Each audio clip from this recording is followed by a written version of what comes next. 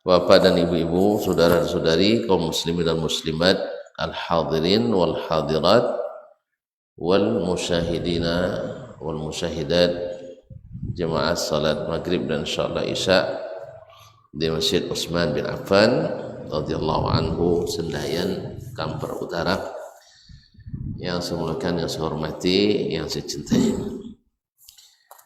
Kembali kita bersyukur kepada Allah atas nikmat yang sentiasa diberikannya, khususnya nikmat iman, nikmat Islam yang kita gunakan untuk selalu berada di dalam ketaatan. Mudah-mudahan Allah menerima syukur kita sehingga membalas dengan nikmat-nikmat yang selalu membuat kita bersyukur kepadanya. Semoga majelis ini majelis yang diridhai ilahi, majelis yang di akhirnya seluruh ahlinya diampuni. Salawat dan salam kepada baginda Nabi sallallahu alaihi wasallam. Pada saat ini ya Allah, kita sama-sama belajar hadis demi hadis. Mudah-mudahan Allah mudahkan kita memahami dan diringankan pula untuk mengikuti. Bersama Imam Al-Bukhari masih dalam bab istimali fadli wudu'in nas, bab tentang boleh menggunakan air bekas wudu orang lain. Ya, bekas wudu orang lain, kalau dalam istilah fikihnya air musta'man, air yang sudah dipakai untuk bersuci. Imam Al-Bukhari rahimahullah ta'ala cenderung pada pendapat bahwasanya air yang dipakai, sisa air yang dipakai oleh orang untuk bersuci itu adalah suci dan mensucikan, tetap suci dan mensucikan. Kita sudah ambil kemarin hadis yang pertama dalam bab ini, kemudian yaitu hadis yang tentang Nabi SAW berwudu, lalu dari bekas air wudu itu kaum muslimin, yakni para sahabat, mengambil airnya dan mengusapkan ke tubuh mereka, air tersebut mengusapkan ke tubuh mereka. Kemudian berkata Imam Al-Bukhari rahimahullah, wa qala Abu Musa, berkata Abu Musa, yakni Abu Musa Al-Ash'ari. Di sini hadis diriwayatkan oleh Imam Al-Bukhari secara muallaq, artinya dia tidak sebutkan sanadnya dari syekh beliau sampai kepada tabi'in. Beliau hanya menyebutkan waqala Abu Musa, berkata Abu Musa. Beliau riwayatkan muttasil di dalam Kitabul Maghazi, dalam kitabnya ini. Berarti hadis ini adalah hadis sahih ala syartil Bukhari. Da'an Nabi sallallahu alaihi wasallam biqadahin fihi ma'un. Nabi sallallahu alaihi wasallam meminta dibawakan qadah, sebuah baskom yang berisi air. Faghasala yadayhi, lalu beliau membasuh kedua tangannya. Di mana dibasuh? Taib. Wa wajhahu fihi. Afwan, di sini dia membasuh tangannya dan mukanya di dalam baskom tersebut. Berarti bukan di luar. Nah, wa majja fihi. Kemudian beliau menyemburkan air yang dipakainya untuk berkumur-kumur ke dalam air yang dalam baskom tadi. Jadi basuh tangannya di dalam, kemudian membasuh mukanya juga di dalam baskom air tersebut, bahkan memasukkan air dari mulutnya ke dalam baskom itu. Thumma qala lahuma, kemudian Nabi berkata kepada mereka berdua. Siapa mereka berdua itu? Siapa mereka berdua yang disuruh oleh Nabi? Bilang nggak tahu, jangan diteka-teka. Nanti di dalam Kitabul Maghazi riwayatnya panjang. Di situ disebutkan ja'a Nabiyya sallallahu alaihi wasallam a'rabiyyun wa ma'ahu Bilal. Datang kepada Nabi seorang A'rabi, dan Nabi sedang itu bersama Bilal. Jelas? Jadi yang disuruh oleh Nabi sallallahu alaihi wasallam untuk dalam hadis ini adalah Bilal dan Taib. Saya ulang kembali. Sekarang yang menceritakan kisah siapa? Abu Musa. Berarti Abu Musa hadir bersama siapa dia? Iya, bersama Bilal, bersama Nabi sallallahu alaihi wasallam. Berarti dah tahu siapa yang berdua itu? Bilal dan Abu Musa. Di mana didapatkan? Di riwayat yang lain dalam Sahih Bukhari juga, dalam Kitabul Maghazi. Kayaknya masih lama lagi tuh, entah sampai umur kita ke situ tandanya masih lama Kitabul Maghazi. Taib. Jadi thumma qala lahuma, kemudian Nabi berkata kepada mereka berdua, Bilal dan Abu Musa al-Ash'ari radhiyallahu ta'ala, namanya Abdullah ibn Qais.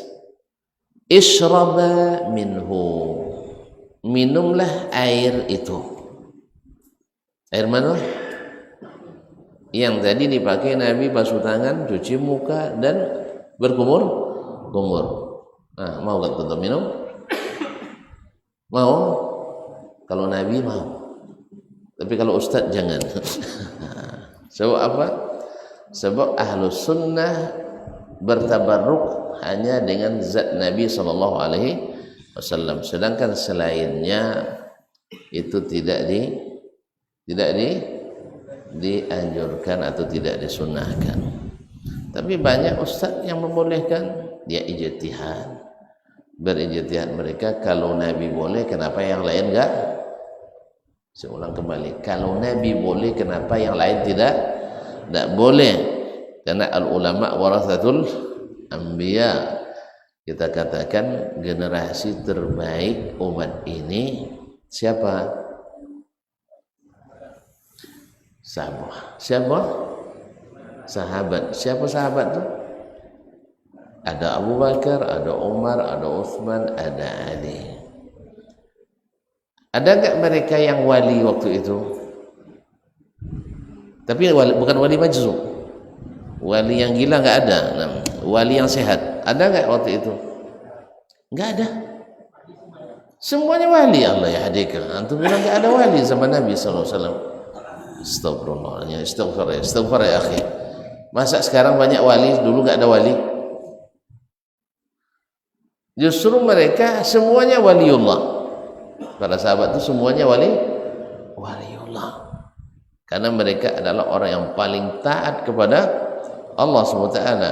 Ala inna awliya Allahi la khawfun alaihim walahum yahzanun. Ingatlah, para wali Allah itu tak perlu takut dan tak perlu khawatir. Siapa mereka? Alladzina amanu wa kanu yattaqun, itu orang-orang beriman dan senantiasa bertakwa. Siapa yang paling bertakwa setelah Nabi sallallahu alaihi wasallam? Sahabat. Siapa dia? Abu Bakar, kemudian Umar, kemudian Utsman, kemudian Ali. Wali enggak? Wali. Ada enggak sahabat mengusap-usap ya tubuh Abu Bakar untuk bertabarruk ngalap berkah? Bilang nggak tahu, biar cepat selesai. Bilang nggak tahu, biar saya kasih tahu. Kalau tahu, bilang tahu. Kalau nggak tahu, bilang nggak tahu. Ada apa enggak? Hah? Ada mereka bilang nggak tahu, alhamdulillah. Ternyata mereka tidak bertabarruk kecuali dengan Nabi Shallallahu Alaihi Wasallam. Maka kalau mereka sudah sepakat seperti itu, pahamlah kita bahwasanya tabarruk dengan tubuh itu hanya dilakukan pada Rasulullah Shallallahu Alaihi Wasallam. Jelas? Jelas? Makanya kalau minuman ustaz tidak usah, apalagi sudah kumur-kumur ustaz. Nanti ustaznya baru makan petai makan jengkol. Jangan-jangan ustaznya merokok pula. Berapa banyak bakteri yang ada di situ. Jelas? Sedangkan kalau Nabi SAW jangankan air kumur-kumurnya, ludahnya, bahkan ingusnya, semuanya menyehatkan. Semuanya barakah. Oleh saya. Tapi nak buat je lah, entah kamu. Tapi kita lebih baik mencontoh generasi terbaik, generasi yang direkomendasi oleh Allah Subhanahu wa taala dan nabinya alaihi salatu wassalam. Jelas ya? Nah, jadi apa katanya? Ishraba minhu, minumlah oleh kalian air itu. Siapa yang keduanya? Bilal dan Abu Musa al-Ash'ari. Wa afrigha ala wujuhikuma wa nuhurikuma, dan siramkan ke muka kalian dan dada kalian. Apa namanya ini? Leher kalian. Nah, makanya kalau menyembelih kan nahrun, karena ini nahar. Potong nahar ini. Fasalli li rabbika wanhar. Fasalli li rabbika wanhar. Jadi an-nahru disuruh oleh Nabi sallallahu alaihi wasallam menyiramkan ke muka mereka berdua dan juga ke leher mereka berdua. Untuk apa? Mendapatkan berkah. Mendapatkan berkah, karena Nabi sallallahu alaihi wasallam adalah mubarak. Nabi itu berkah. Sedangkan setelahnya tidak dilakukan oleh para generasi terbaik. Generasi terbaik. Oleh itu kaum muslimin dan muslimat dirahmati Allah SWT, maka ahlu sunnah wal jamaah tidak bertabarruk yang sunnah kecuali dengan Nabi SAW, dengan tubuhnya ya. Adapun minta barakah dengan doa orang saleh, minta minta tabarruk dengan doa, perantaraan doa orang saleh, itu boleh. Taib. Kemudian beliau melewatkan hadis lain. Haddatsana Ali bin Abdullah, telah menceritakan kepada kami Ali ibn Abdullah, yaitu Ali ibn Abdullah ibnul Madini, yang disebut oleh Imam Al-Bukhari mastasghartu nafsi inda ahadin illa inda Ali ibn Madini.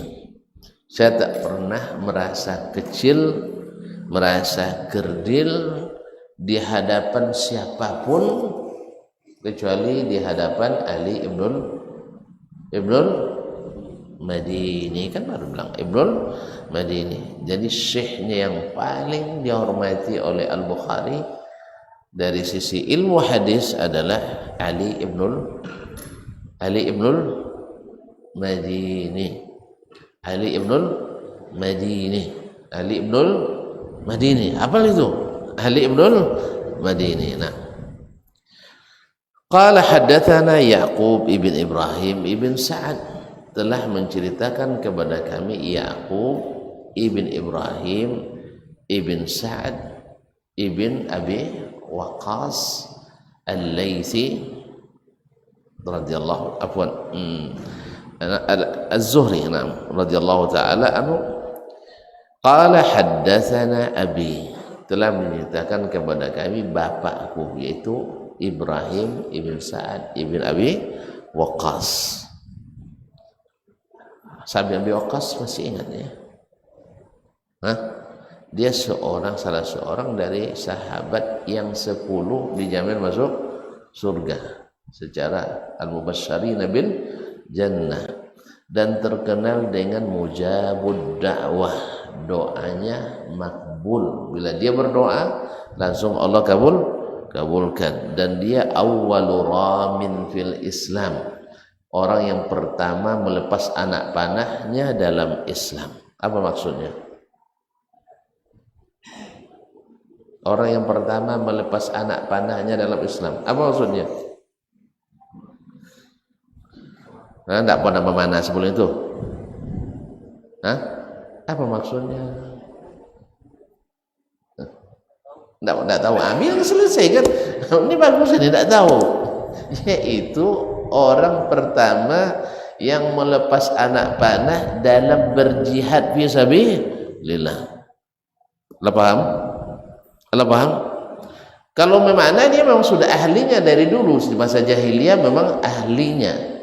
10 dia tembak, 10 tepat, bahkan 11 tepat malah. Jadi dia akurat, dia tukang panah paling mahir di antara para sahabat. Tepatnya bukan di nilai 20, tidak 100 ya. Gimana pun dia memanah di atas kuda, di atas gunung, sambil berlari, sambil tidur, pokoknya dia adalah pemanah termahir. Jelas ya? Jelas? Sampai Nabi katakan, irmi ya Sa'ad wa ruhul qudus ma'ak. Panahlah wahai Sa'ad, kamu ditemani oleh Ruhul Qudus, Jibril alaihissalam. Nah, jelas? Itu Sa'ad bin Abi Waqqas radhiyallahu taala anhu. Nah, an Salih, tapi yang dimeriwayatkan di sini bukan Sa'adnya, tapi Ibrahim ibn Sa'ad ibn Abi Waqqas. Taib, an Salih, dari Salih. Siapa Salih itu? Bilang enggak tahu, biar cepat kita berjalan. Salih ibn Kaisan, Salih ibn Kaisan al-Yamani. Beliau ini adalah, Salih bin Kaisan ini adalah pendidik privat anak-anak Umar bin Abdul Aziz. Ya, dulu para khalifah itu biasa menyuruh orang lain untuk mendidik anaknya. Ya, kalau seandainya sekarang kita jadi pejabat, boleh saja kita titipkan anak kita sama ustadz yang amanah untuk diajar, itu biasa. Bahkan sebagian kita ngajar anak orang pandai ngajar anak kita, kan gitu.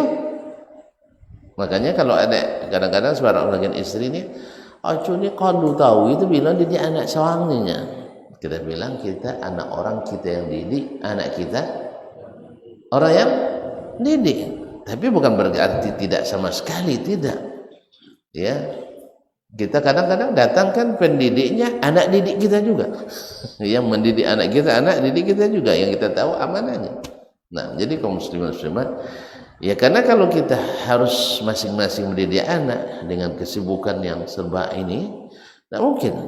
Dia kan Umar Abdul Aziz khalifah, jelas ya.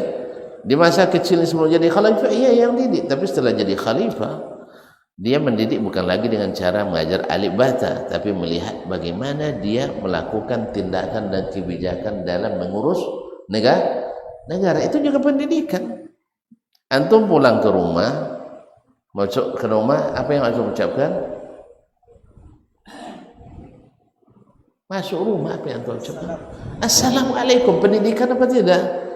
Bahwa anak akan lihat ayah bila masuk rumah mesti mengucapkan salam. Selepas itu apa lagi? Ya Allah. Bismillahi walajna wa bismillahi kharajna wa 'alallahi rabbina tawakkalna. Baca doa. Pendidikan. Lepas itu cari istri, kan gitu kan cari maknya. Oh enggak, cari anak, enggak apa-apa, cari anak habis itu namanya emaknya di mana? Ya, istri yang salihah biasanya dia tunggu suaminya depan pintu. Tapi kalau istri yang kurang perhatian, apalagi yang suaminya sering pulang datang terakhir, kadang-kadang cuek gitu. Tahu dia datang, kadang ditelepon tapi tetap tidak siap untuk menyambut. Kalau dapat antum rezeki yang pertama, bersyukur pada Allah. Kalau dapat yang kedua, bersabar karena Allah. Gitu aja selesai. Gitu aja kok repot. Kalau tidak cukup dengan seperti itu, cari yang kedua. Apa nak bini jawang lainnya? Dan lah saja lamun cinan kalau dan pulang disambut oleh istri di depan pintu. Ikolah 50 tahun lo hanya 50 tahun lo batutan ya tidak pernah disambut depan pintu lah. Berarti umur lo berapa lo? 50 tahun dia batutan lah bapamu 70. Kan lah sabarnya tidak lah mau sabar tak lama lah tu 50 tahun batutan tak sih kalau sambut depan pintu lah. Ya tiap pulang assalamualaikum nya tentang di ujung dapur dan mampu ya apa nak sambut sabar karena Allah. Nah, terus mudah-mudahan suatu saat nanti ada keberanian untuk apa? Untuk bersyukur. Sehingga dicari iya kan, dicari yang bisa menyambut depan pintu. Tuh. Dan 50 tahun tak boleh sambut dah. Kadang-kadang ibu-ibu kan alasan kan banyak, sibuknya enggak kan, mungkin nyambut tahu ya bangnya kan selama 50 tahun sibuk. Kan enggak maksud. Jadi kalau dalam depan disambut 5 kali 2 tidak kan enggak ada masalah. Tapi dalam sebulan disambut sekali, itu pun sampai ngomel-ngomel pula. Apa nak sambut? Kosan nak sionton sampah. Bukan dek nyambut tapi tionton sampah, kantong sampah. Itu enggak dek nyambut ke sana, tapi dek ada kepentingan. Makanya amak-amak tu kadang-kadang harus punya seni juga. Nah, Saleh bin Afwan kok sampai ke situ gitu ya saya. Aku belajar hadis sampai pula ke masalah itu, tapi tidak apa-apa. Karena setiap nama itu ada munasabahnya. Jadi Sahal bin Kaisan inilah yang menjadi pendidik privat anak-anak Umar bin Abdul Aziz, khususnya di saat beliau sibuk mengurus negara. Jadi tidak bisa disamakan setiap ayah mesti harus duduk baca ABCD dengan anak di rumah atau alif bata, tidak mungkin. Kalau sempat semua harus begitu, tidak ada. Jadi ada yang jadi pemimpin, tidak ada yang jadi dai yang kemana-mana, tidak ada yang mengurus urusan lembaga yang banyak. Karena tidak semua orang diciptakan untuk rumah. Kebanyakan banyak yang diciptakan untuk mengurus lebih dari satu. Dia nggak tahu. Ya, tidak semua orang diserahkan mengurus satu rumah. Tidak jarang orang dibebani mengurus banyak rumah. Jangan salah tafsir saya. Jangan salah tafsir. Ada yang kadang diberikan tugas mengurus banyak masalah. Tentu lebih intensitasnya di luar lebih banyak. Makanya dulu terus terang ya, ketika anak-anak cari orang rumah dulu memang selektif sekali. Ya, doa saya cari yang salihah, cantik tidak masalah, asal kaya. Iya. Kenapa salihah? Kalau salihah kan aman kita meninggalkannya. Karena yang saya sudah membayangkan ke depan saya mesti orang yang sering ke sana kemari waktu itu, karena masih mahasiswa saja sering pulang malam, apalagi setelah jadi ustaz. Gara-gara tuan-tuan juga kan. Saya minta Ahmad tadi nelpon panitia bisa dibatalkan malam Niman. Kami tadi di Pelalawan yang baru pulang Pelalawan sampai asar di Pekanbaru. Habis itu Ahmad janji tadi sudah jam 5, kadang jam 5 sangat jadi boleh nak beja. Jadi kaum muslimin dan muslimat dirahmati Allah SWT. Dia terasa kemana-mana. diperlukan istri yang siap untuk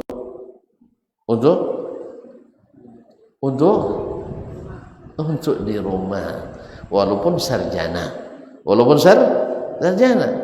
Tapi kalau dia tidak salihah dan dia sarjana, tentu dia tidak berpenghasilan pula. Tentu ya, apalagi awak tidak sekalian penghasilannya. Nah, tapi kalau dia salihah, insya Allah. Dari sebab itu makanya cak lancak asalnya. Yang penting salihah. Allah musta'an. Kaum muslimin dan muslimat dirahmati Allah SWT. An Ibnu Syihab, dari Ibnu Syihab. Ibnu Syihab adalah teman sejawatnya Umar bin Abdul Aziz dalam menuntut ilmu. Cuman Umar arahnya ke pemerintahan karena memang dari keturunan pemerintah, karena dia cucu Umar bin Khattab, tapi dia alim ulama. Sedangkan Ibnu Syihab fokus kepada ilmu, sehingga di hadis dialah imamnya, sebagaimana Zaid ibn Thabit dulu menjadi pengumpul Al-Quran karena keahliannya, maka Ibnu Syihab menjadi pengumpul hadis karena keahliannya. Jelas ya? Jelas ya? Masya Allah, tabarakallah. Jadi dulu Umar ya di masa Umar atau di masa Abu Bakar, kemudian disempurnakan oleh Umar mengumpulkan Al-Quran oleh Zaid bin Thabit. Di masa cucunya Umar bin Abdul Aziz diperintahkan pula Ibnu Syihab Az-Zuhri mengumpulkan hadis Nabi SAW secara besar-besaran, karena dia memang ahlinya pula. Ma'asyiral kiram dirahmati Allah SWT. Qala, dia berkata, Ibnu Syihab berkata, akhbarani Mahmud ibn Rabi', telah menceritakan kepadaku Mahmud ibn Rabi'. Mahmud ibn Rabi' Al-Ansari, dia adalah sahabat kecil Nabi SAW. Qala wa huwa allazi majja Rasulullah SAW bi wajhihi wa gulamun min bi'rihim. Mahmud ibn Rabi' ini adalah sahabat yang dulu di masa kecilnya, di saat beliau berumur 5 tahun, disemburkan oleh Nabi air kumur-kumurnya ke mukanya. Jadi Nabi ambil air dari telaga di rumah keluarga Mahmud ibn Rabi' ini, lalu beliau berkumur-kumur dan disemburkan ke muka Mahmud ibn Rabi'. Barakah. Karena Nabi SAW mubarak. Nah, dia itu bercerita, wa qala Urwah anil Miswar wa ghairihi, dan Urwah ibn Zubair bin Al-Awwam Al-Asadi, salah satu ulama fuqaha Madinah yang 7 di masa tabi'in di Madinah, berkata dari Miswar ibn al-Makhramah, dan selain yusaddiqu kullu wahidin minhuma sahibahu, masing-masing dari keduanya membenarkan saudaranya dalam riwayat ini. Tapi yang maksud di sini adalah Miswar dengan Marwan ibnul Hakam al-Umawi, di mana diketahui ini di riwayat yang lain. Baik. Wa idza tawadda'a an-nabiy sallallahu alaihi wasallam, ini yang diberitahukan oleh Mahmud ibn Rabi'. Jelas? Kemudian juga dibenarkan oleh Miswar ibn Makhramah dengan Marwan ibnul Hakam al-Umawi. Apa yang dia katakan? Wa idza tawadda'a an-nabiy sallallahu alaihi wasallam kadu yaqtatiluna ala wudu'ihi atau ala wudu'ihi. Apabila Nabi SAW selesai berwudu, sahabat hampir berkelahi memperebutkan air bekas wudu Nabi SAW. Apa munasabahnya hadis ini dengan bab isti'malu fadli wudu'in nas, bab boleh memakai air lebih wudu orang lain? Apa munasabahnya? Bilang nggak tahu. Bilang nggak tahu. Munasabahnya, korelasinya di sini jelas Nabi wudhu, bekas wudhunya dipakai oleh sahabat selesai. Berarti boleh dipakai air yang sisa wudhu orang lain? Boleh. Dah, aman ya? Dah paham? Alhamdulillah. Makanya kalau antum bilang pikir-pikir dulu lamanya. Makanya bilang nggak tahu, saya kasih tahu segera. Nah, ma'asyiral kiram dirahmati Allah. Jadi kanu yaqtatil izkana kan afwan idza tawadda an-nabiy sallallahu alaihi wasallam kanu yaqtatiluna ala wudu'ihi. Mereka bila selesai Nabi berwudu, hampir-hampir mereka berkelahi berebut air wudu Nabi sallallahu alaihi wasallam.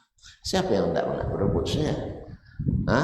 Barakah alal barakah, dari bekas atau sisa air wudhu Nabi alaihi salatu wassalam. Ini juga menguatkan bahwasanya air yang sudah dipakai untuk berwudhu oleh orang lain masih boleh, atau sisa air wudhu orang lain masih boleh digunakan. Jelas? Baik, kalau gitu azan belum? Sudah azan? Lagu nampak. Nah, kalau belum bisa kasih berita tuh. Belum lah Syekh.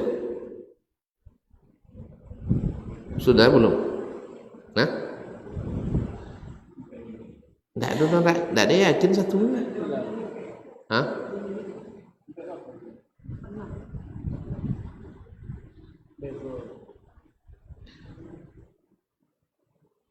Mana sampai 6? Nyalun nyala tapi sampai 6. Nyala sampai 6. Sampai 6 ha. Hah? Lepas? Terus apa azan? Dan azan? Baik, silakan.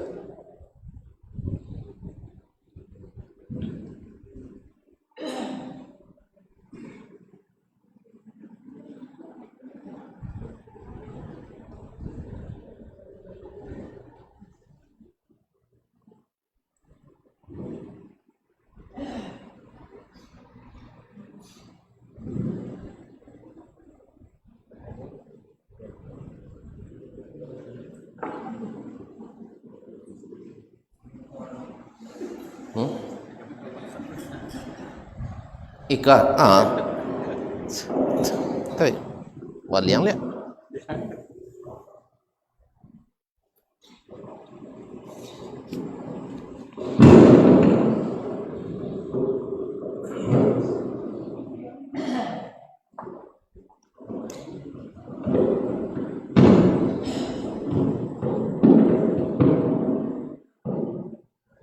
Allahu Akbar, Allahu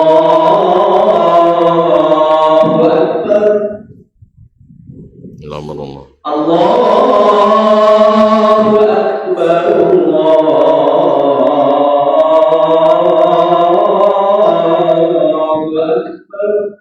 Alhamdulillah.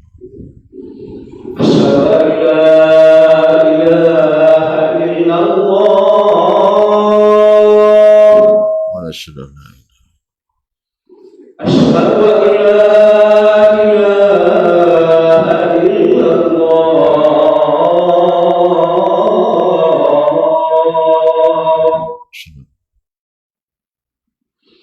أشهد أن محمدا رسول الله. أشهد أن محمدا رسول الله.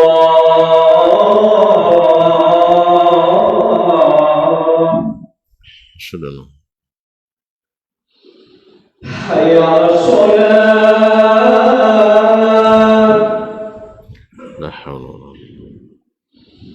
حي على الصلاة.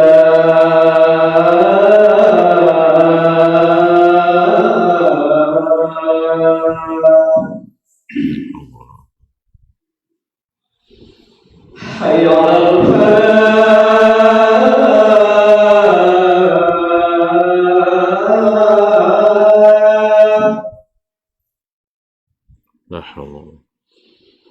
حي على الفلاح.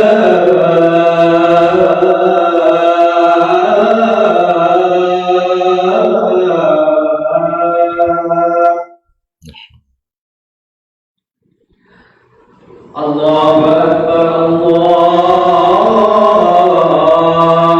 أكبر لا إله إلا الله.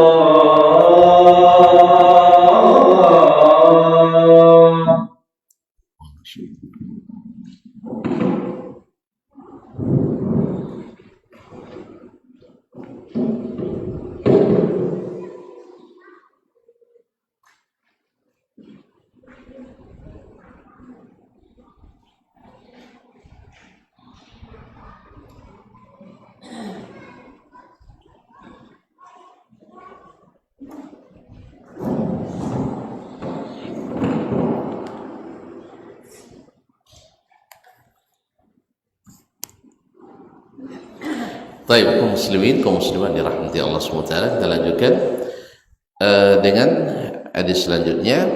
Qala haddatsana Abdurrahman ibn Yunus, telah menceritakan kepada kami hadis ini Abdurrahman ibn Yunus, itu Abdurrahman ibn Yunus ibn Hisham Ar-Rumi Al-Baghdadi. قال حدثنا حاتم ابن إسماعيل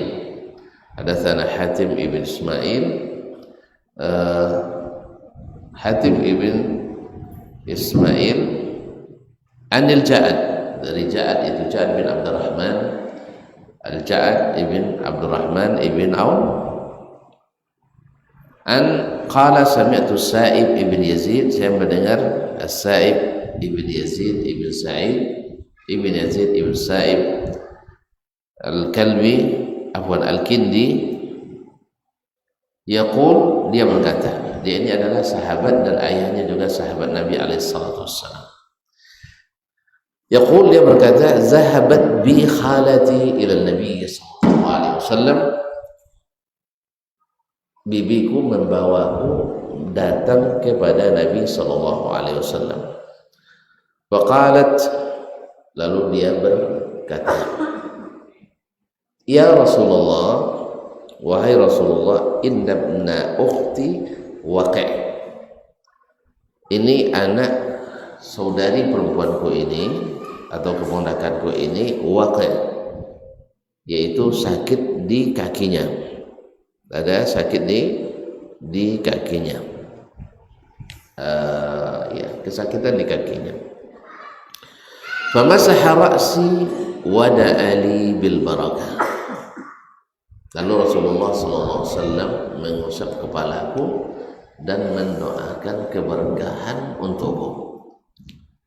Thumma tawadda'a, kemudian Nabi SAW berwudu. Fasyaribat min wudu'ihi, kemudian beliau minum dari air sisa wudunya. Apa maknanya ini? Bilang nggak tahu. Nah, ini selesai kan? Bahwa sisa wudu itu adalah tahir, suci. Kalau suci kan boleh diminum. Karena kenapa Imam Al-Bukhari merujuk hadis ini pula munasabahnya? Karena dalam masalah ini terjadi khilaf di antara ulama. Apakah air sisa wudu itu suci atau najis? Kalau najisnya najis ringan atau najis berat. Kemudian kalau dia suci, apakah mensucikan atau tidak? Makanya Imam Abu Hanifah rahimahullah, seperti diriwayatkan oleh Abu Yusuf Al-Qadhi daripadanya, air sisa wudu itu najis. Air sisa wudu itu najis. Ini menurut mazhab Abu Hanifah, menurut riwayat Abu Yusuf Al-Qadhi muridnya. Kemudian riwayat Muhammad ibn Hasan Asy-Syaibani dari Abu Hanifah sebaliknya, bahwa air wudu atau air sisa wudu itu adalah suci. Dan ini yang dikatakan oleh imam kita Asy-Syafi'i rahimahullah. Imam Asy-Syafi'i menandang bahwa air wudu, air sisa wudu adalah suci. Kok dia masalah sisa wudu? Oh, wudu pakai kerannya masalah? Bukan. Yang mandang loyo atau mandang perhatian lo?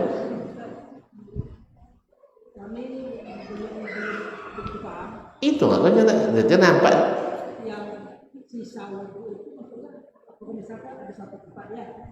Itu dia orang paham maksud tuan-tuan orang paham. Dia tanya cukup. Dia paham tuan-tuan orang paham lah.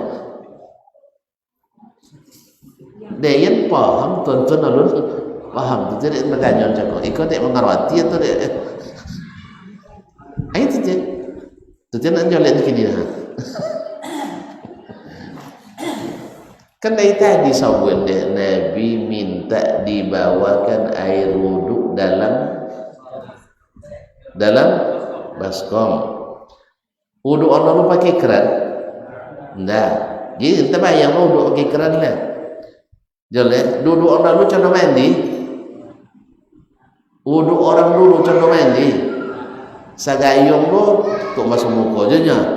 Tamar sagayung lain tangan kanan, sagayung lain tangan kiri itu. Enggak, babi itu dia kan abi enggak. Jadi bagaimana cara wudu? Ulama cara wudu Nabi sallallahu alaihi wasallam. Nabi dalam hadis sebelumnya nak lihat oleh gambarnya. Setelah dibawa baskom tempat wudu namanya. Wudu dalam bahasa Arab keneknya. Tapi wudu dalam bahasa Indonesia godong. Makanya Indonesia banyak berubah. Bahasa Indonesia banyak berubah. Jadi wudu bahasa Arab untuk tempat wudu, untuk solat cukui, untuk ayu wudu. Tapi kalau wudu di Indonesia cukui untuk nyiram satu desa. Jadi kaum muslim. Jadi dia bawa wudu atau qadah untuk tempat wudu. Nabi berwudu basuh tangannya di luar dulu, khususnya kalau bangun tidur. Sudah itu baru dah bersih di luar, baru dia masukkan tangan ke dalam. Paham? Berarti kan tanganku bersih enggak? Bersih. Masuk ke dalam air yang belum dipakai tadi. Dah? Masuk tangan, apa yang dilakukan Nabi dulu? Lalu kalau dia kaji hukumu jo istinsyak masuk air ke hidung. Mana kalau ada air dah dalam dia atau di lu tadi khusus tadi lu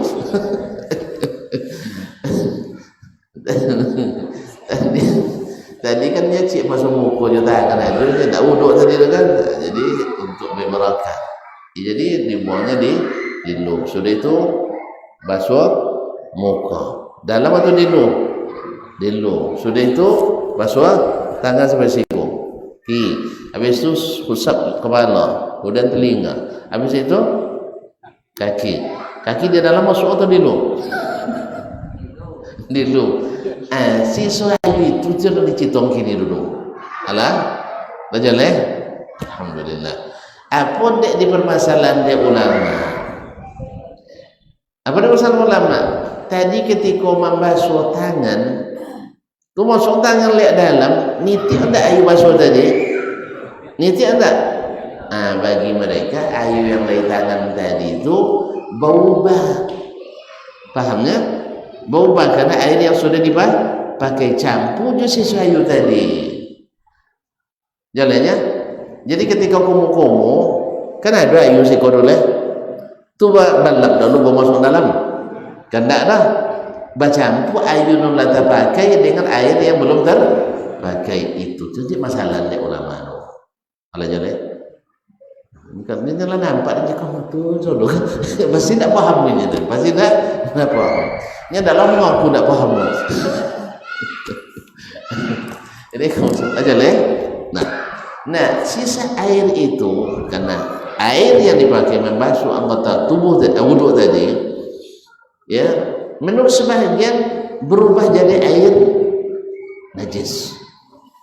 Apa sebab najis menurut yang berpendapat najis? Sebab kan dalam hadis lain disebutkan seorang berwudu lalu dia basuh mukanya maka berguguran dosa-dosa. Kan ya? Dosa itu najis atau tidak? Kotor atau tidak? Nah, jadi bagi mereka itu najis.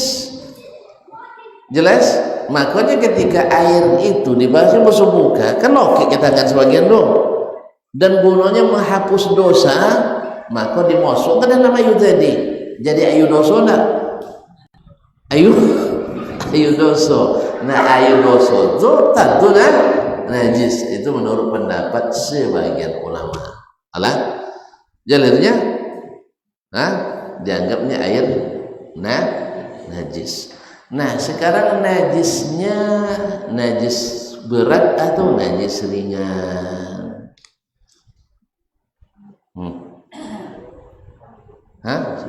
Terjadi dua pendapat. Ada yang mengatakan najis ringan. Najis ringan karena umumnya orang yang selalu berwudu itu jauh dari dosa besar. Wong rajin salat, inna salata tanha 'anil fahsya'i wal munkar. Padahal dosa mengintip. Dosa ngintip nengok muka cilok. Nampak orang lalu coba tadi dia. Ya, nampak orang lalu terbayang lainnya, kok kalau jadiin bini sok bisa kalau pulang nanti depan pintu. Tak kena bini lah 50 tahun tak pernah nanti depan pintu. Akan kita tengok kan kalau boleh tengok kan ada lah. Dosa kadang dosa kene. Kadang kene. Kene itu jadi kodok bubuk Jadi kalau kodok bubuk jadi kadang lah. Jadi orang yang senantiasa memelihara wudunya pada umumnya terjaga dari dosa besar, sehingga mereka mengatakan air itu najisnya najis ringan. Jelas? Sebagian tidak, walaupun dosanya ringan tapi karena sering dibuat jadi dosa besar berulang-ulang sehingga najisnya najis berat. Berarti secara singkat ada yang mengatakan najis, ada yang mengatakan tidak najis. Nah, yang mengatakan najis otomatis air itu tidak boleh dipakai lagi. Baik untuk bersuci atau untuk yang lain. Jelas? Sudah jelas kan? Tinggal lagi bagi yang mengatakan dia suci. Mengatakan dia suci. Nah, boleh tak dipakai lagi untuk bersuci atau dengan makna tahir, mutahhir atau tahir ghair mutahhir. Suci tapi tidak mensucikan. Tekan kalau kaji di SD dulu bahasa ibtidaiyah dulu. Ayu ada suci mensucikan, ada yang suci tidak mensucikan. Lihat tekan lain. Apa yang suci dan mensucikan? Air mutlak. Katakan lalu kewajiban. Ini sekolah ibtidaiyah lo. Masuk daftarkan di sekolah habis. Nah, air mutlak. Air mutlak apa macam? Lalu puluh liu. Sekarang macam 7. Ayu apa? Ayu limun. Masuk. Le mineral. Aqua. Itu apa? Ayu hujan tu. Ayu sungai. Ayu mata ayu. Ayu ambon. Salju. Tu. Air laut. Tu. Ada leceh lah. Ayu atau ayu. Ayu atau ayu. Alah, tuh enggak termasuk ayu korang. Air mata air asal atau ayu sungai. Yang penting ada ayu paliban kan? Alhamdulillah. Berarti ini air suci mensucikan. Nah, air yang suci bisa berubah jadi tidak mensucikan. Kau nak kajilan boleh sih? Contoh, enggak, air suci bisa diubah tidak suci mensucikan, bisa berubah tidak mensucikan, tetap suci. Air apa? Air kopi, air teh, ya kan? Tadi air limun tadi guys. Jadinya suci tak? Suci tapi tidak mensucikan. Artinya dikonsumsi boleh, tetapi untuk bersuci tidak boleh. Nah, apa tu? Omak tulisan Cina?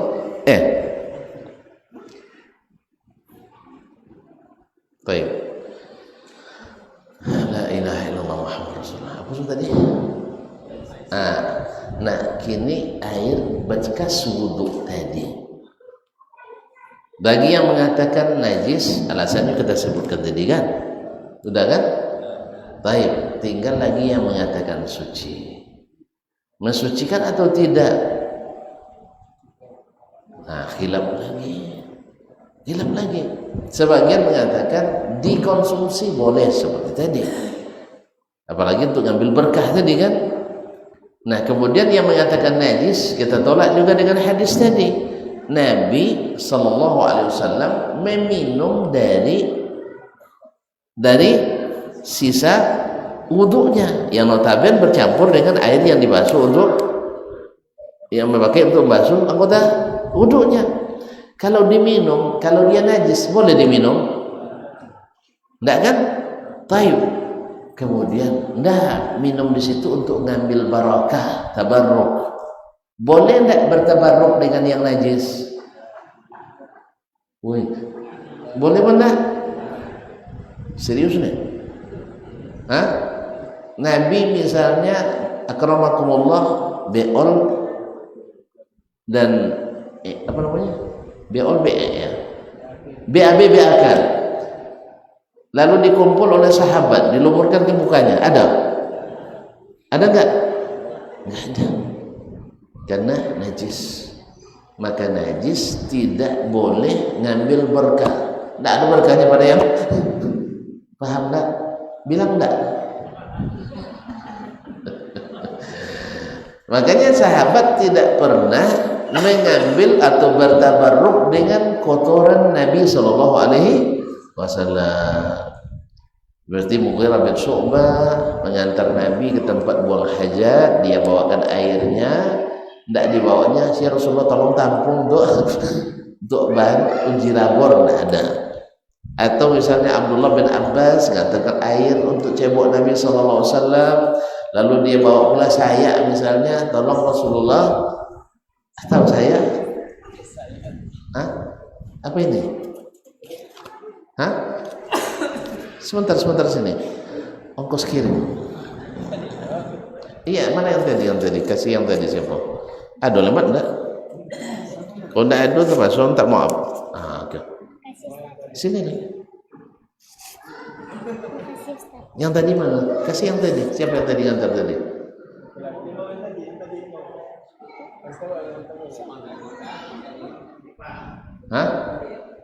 Siapa nomor? Ya, siapa nomor? Nggak tahu lah, nggak kenal.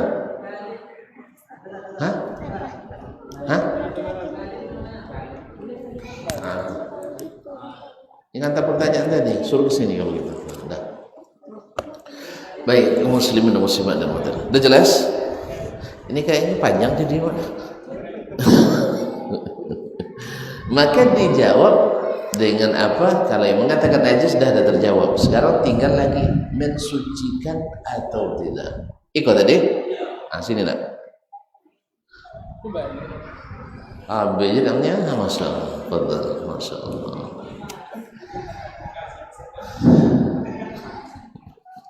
Baik, barakallahu fikum.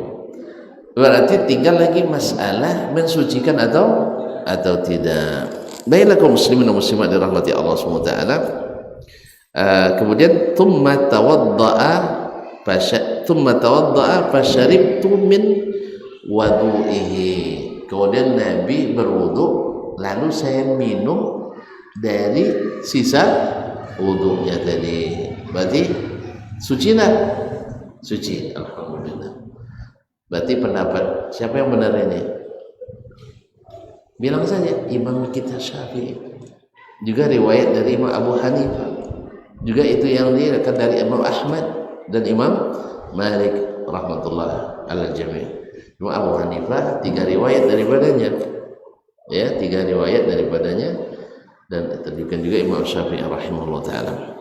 Berarti ketika diminum, maka orang yang mengatakan najis sudah terjawab bahwa tidak mungkin Nabi membolehkan minum air yang najis. Dengan demikian maka air sisa wudhu tidak najis, kecuali awak tadi sudah tompek bernajis kan, sudah itu basuh tangan ke situ, tidak basuh dulu buang najis tuh, baca ampun, itu lain masalah.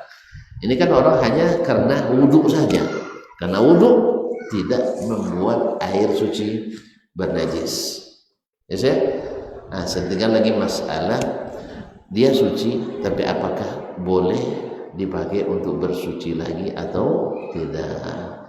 Sekarang juga atau besok saja, karena akan dibahas dalam Kitabul Ghusli. Kitabul Ghusli oleh Imam Al-Bukhari, yaitu ketika beliau menyebutkan nanti hadis Nabi mandi junub bersama istrinya Maimunah radhiyallahu anha. Mereka saling berebut air. Nah, jadi Ancak suruh mandi dengan orang rumah. Nah, kepanjang cerita nanti.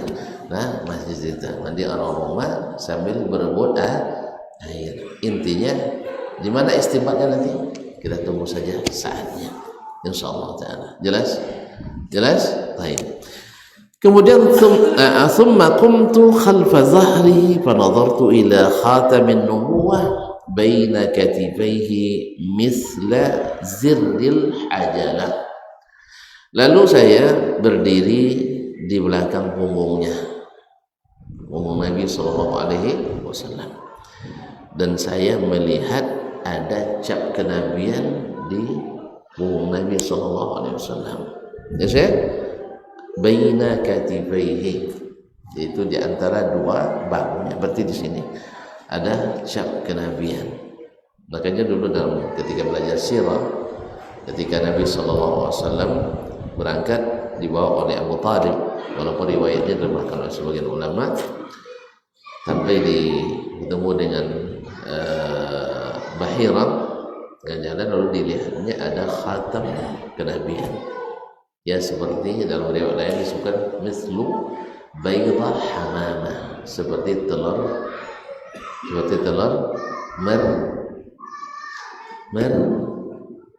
tidak mercy lah, merpati lah saya. Masa mobil mercy bertelur seperti telur yang matamu astagfirullah, tidak mungkin lah telur mercy mobil tuh, telur merpati nama telur tunggi saya. Mislu baydatil hamamah, seperti telur merpati. Di sini disebutkan mislu zirril hajalah, mislu zirril hajalah, artinya seperti buah tirai perhiasan dinding. Apa terjemahan buah tirai perhiasan? Jadi dinding itu kan dihias dengan apa? Dengan kain pintu, dekor. Kemudian untuk menginikannya, untuk menawurkannya antara dua kain itu ada buahnya, itu disebut dengan zirril hajalah. Zirril hajalah. Apa terjemah itu deh saya?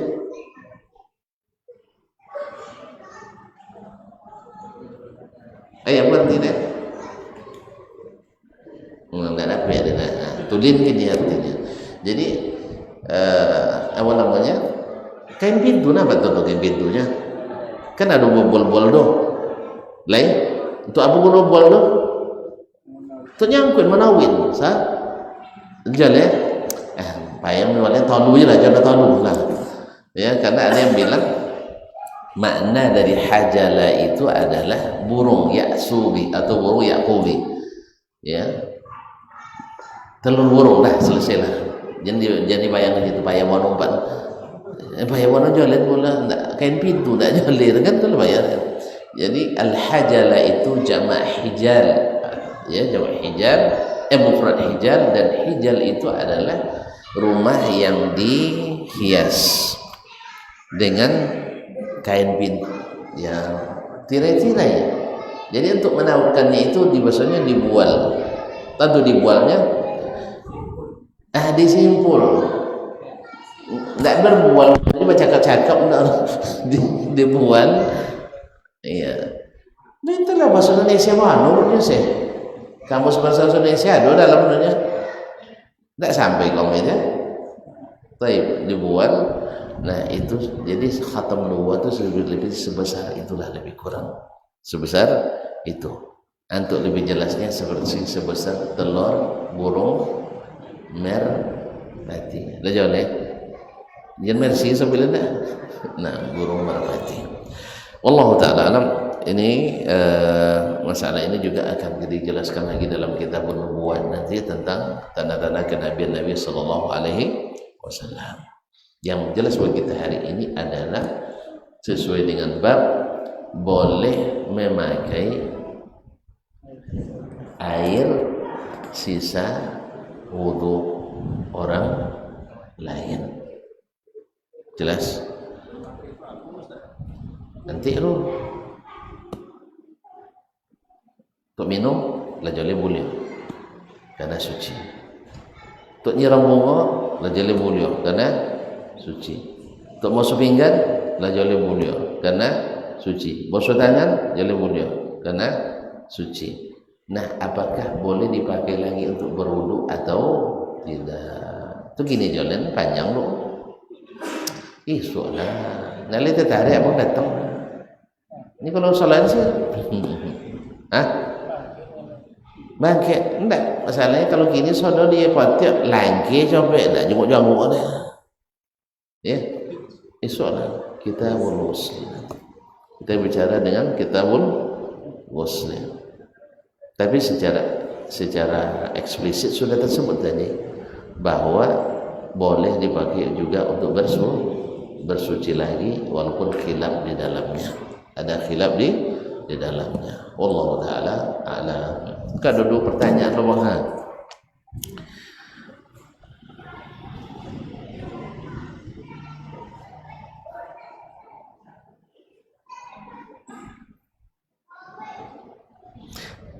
Assalamualaikum warahmatullahi wabarakatuh. Waalaikumsalam warahmatullahi wabarakatuh. Apakah wanita yang memakai jilbab dan kesulitan untuk mengusap kepalanya langsung boleh untuk mengusap di atas jilbab tanpa melepaskannya? Ini kias kepada al-mashu 'alal imamah. Ya. Mengusap di atas sorban. Mana yang lebih sulit, melepas sorban atau melepas jilbab?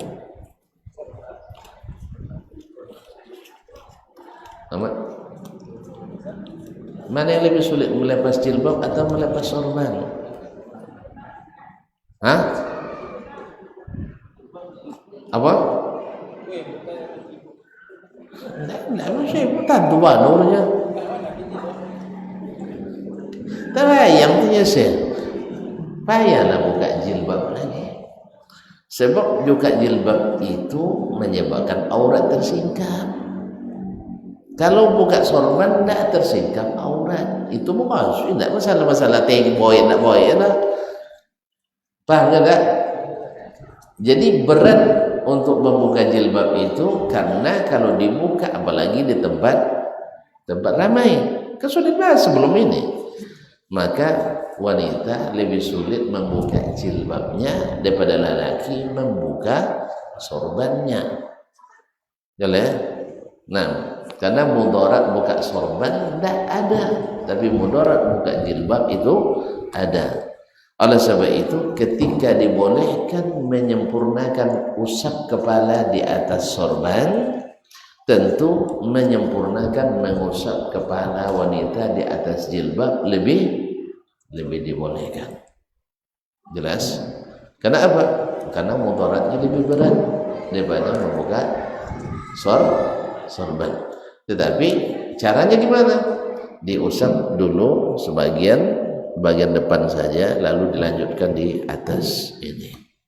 Di atas sorbannya tadi atau di atas jilbabnya. Wallahu taala a'lam. Mohon nasihat kepada anak-anak yang di sini karena menjadikan teras masjid sebagai lapangan bola kaki. Lapangan sekaligus untuk orang tuanya, mereka tidak melarang anak-anaknya bermain bola di teras masjid tersebut.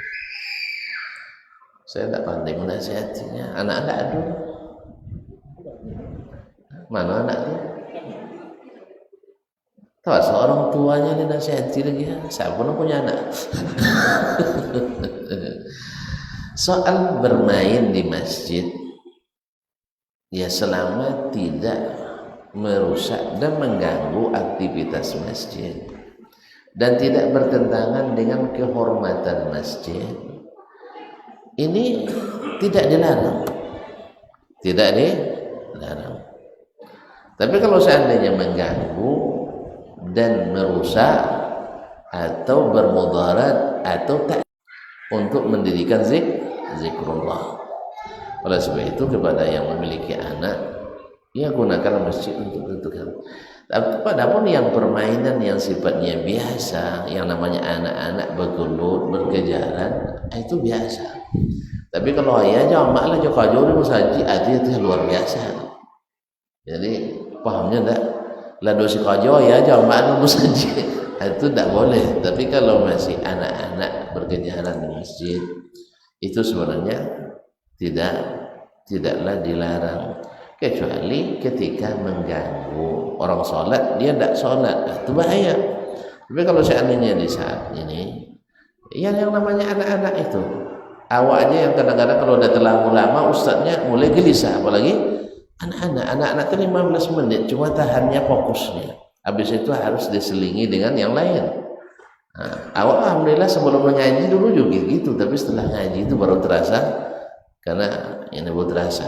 Oleh sebab itu nasihat kita kepada para orang tua yang memiliki anak, ya arahkan anak-anak itu menggunakan masjid, bahwasanya masjid harus selalu dijaga kebersihannya, dijaga kerapiannya, dijaga fasilitasnya, karena ini kan wakaf kaum muslimin. Nanti ditendang bola pecah kacanya, atau ditendang bola rusak catnya, atau ditendang bola ada cap bola di situ karena dari lumpur tadi. Ini dikira orang nanti masjid ini ada lapangan bola, ada cap bola di dindingnya. Oleh sebab itu jauhkanlah dari melakukan permainan-permainan di dekat masjid. Wallahu taala alam. Tapi kalau main kajai jangan ada alun, larang lah main kajai, kecuali berjudinya kan. Ada judi kajai dulu. Ada juga. Nah, Allah musta'an. Baik, barangkali sampai di sini kajian kita malam ini, mudah-mudahan bermanfaat dan dijauhkan dari segala hal yang mendatangkan mudarat. Wallahu taala alam wa sallallahu ala nabiyyina Muhammadin wasallam wa subhanakallahumma bihamdik asyhadu an la ilaha illa anta astaghfiruka wa atubu ilaik. Wassalamualaikum warahmatullahi wabarakatuh.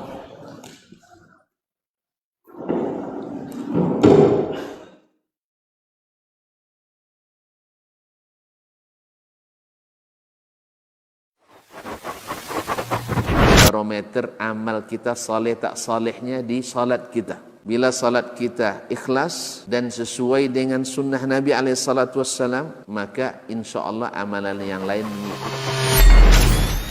Ini aktivitas ini membantu saya di akhirat atau akan menyulitkan saya di akhirat? Kalau seandainya perbuatan itu ternyata akan menyulitkan kita di akhirat kelak, tinggalkan perbuatan itu. anta ni'mal jund. Kamu adalah sebaik-baik prajurit. Coba lihat. Kamu adalah sebaik-baik prajurit. Maka tujuannya adalah menghancurkan kehidupan rumah tangga.